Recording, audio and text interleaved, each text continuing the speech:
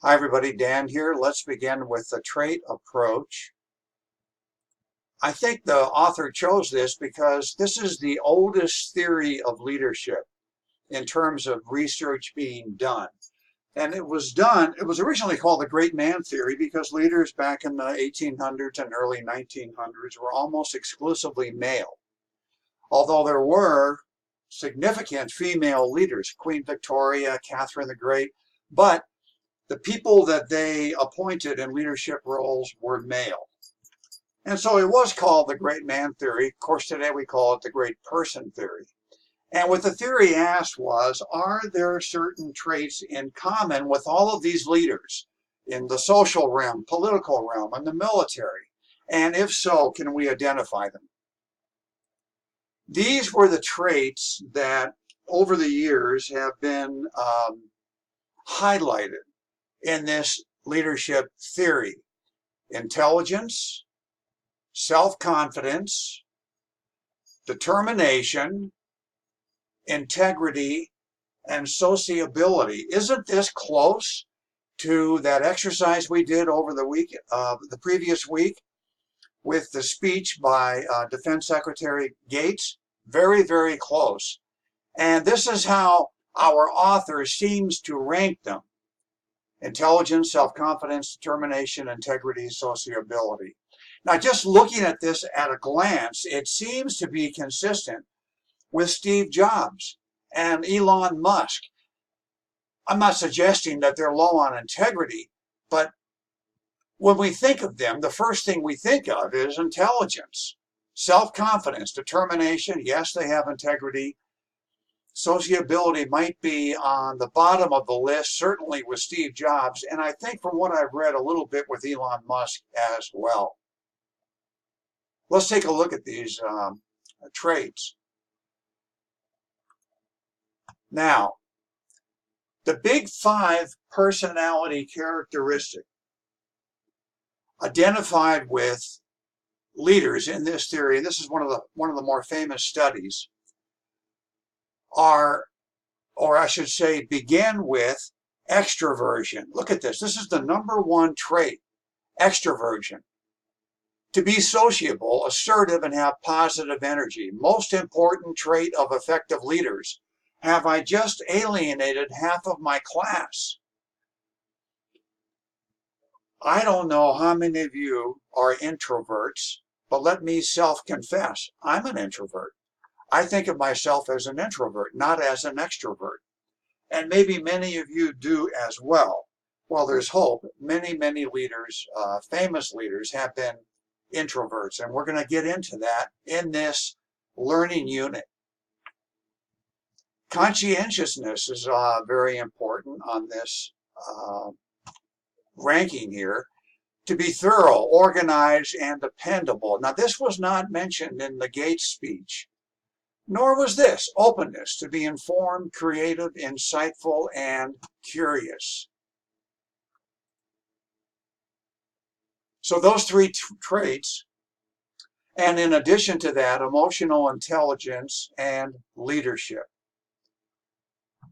I think I want to move this up a little bit. There we go. So what is emotional intelligence? It's the ability to understand emotions, to recognize the importance of emotions, to use emotions, but not to be ruled by them. So emotional intelligence, it's a two-way street. You have to appreciate the role, the power of emotions, and yet manage them effectively. And people who are able to do that are more effective leaders, studies have shown. On the trait approach, we have to remember this theory focuses exclusively on the leader. It does not refer to the process of leadership. It does not refer to the relationship between the leader and the follower. This is exclusively on the leader, so you might want to remember that. And again, it focuses on what traits they exhibit, who has these traits. And then theoretically, we can go out there into the world and find people who exhibit these traits by doing personality assessments. Maybe some of you have taken one of these tests. Let's say, for example, you're applying for a job in a public relations firm and they give you a test. And there are numerous questions with themes like this. Would you rather read a book or play volleyball? Well, if you put down read a book and you do that consistently, would you rather take lonely, solitary walks in the woods or be with your friends? You can see what they're trying to figure out about you. So you would choose the more sociable answers, perhaps even if that wasn't your true answer. That's what they're looking for. And that is one of the values of the trait approach.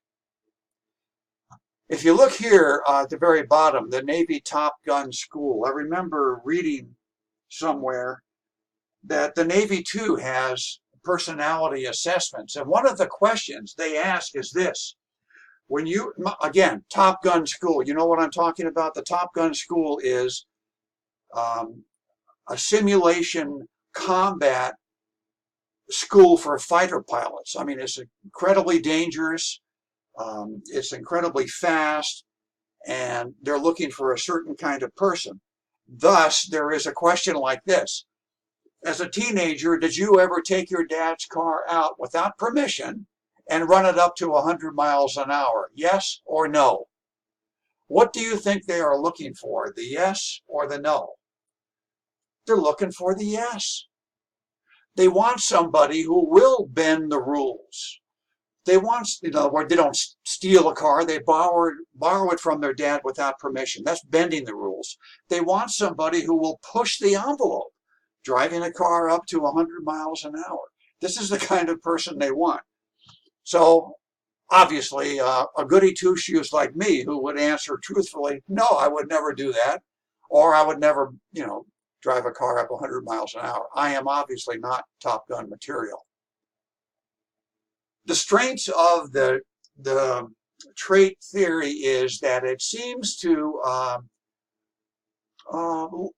what is the term, is heuristic. That is, it coincides with our own experience. It also has a great deal of credibility because it's been around for a long time. And it helps us understand what to look for in a leader. Are there criticism? Yeah, absolutely. For one thing, although I showed you, a kind of definitive list, there really isn't one. Every scholar will come up with a different list of traits that are important. And these lists evolve with the times. If you go back to the 1800s and you look at the lists, you see masculinity, assertiveness, command. And today, if you look at the list of traits, it's much more touchy-feely. It's much more progressive. It's much more realistic, frankly. And it highlights traits like the ability to seek consensus and that sort of thing. Also, a big criticism is it's not useful for training and development.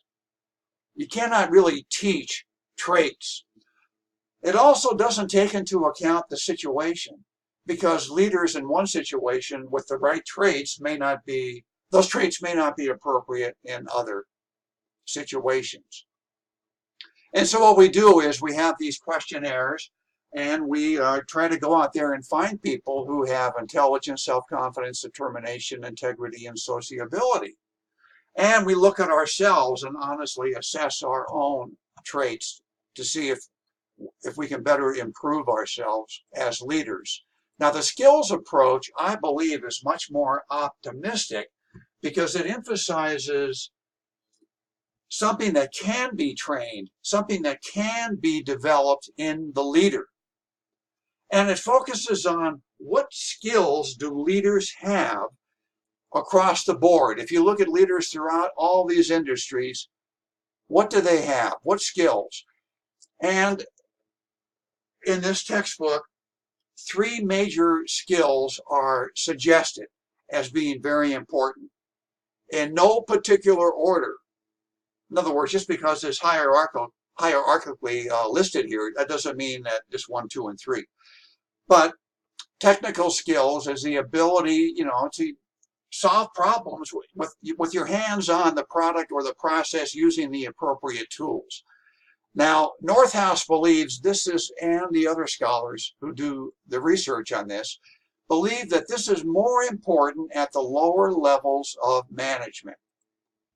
Human skills, they believe, the ability to relate to others, to understand others, to be empathetic, is important at all levels of the organization, because at all levels of the organization you have to motivate, you have to inspire. And then conceptual skills, the ability to work in the abstract, to think strategically, to leave the immediate and go into, I'm not going to say cyberspace, but go into the realm of the mind and see if you can plan accordingly for the organization. And these obviously would be more important at the upper levels of management. So then here is a graphic showing at top management, technical skill is less important because you can delegate that. Human skills are more important, and at all three levels. And conceptual skills are obviously important at top management as well as middle management, but less so in supervisory management. So this is the captain of the ship. He or she is plotting the course, thinking about the future.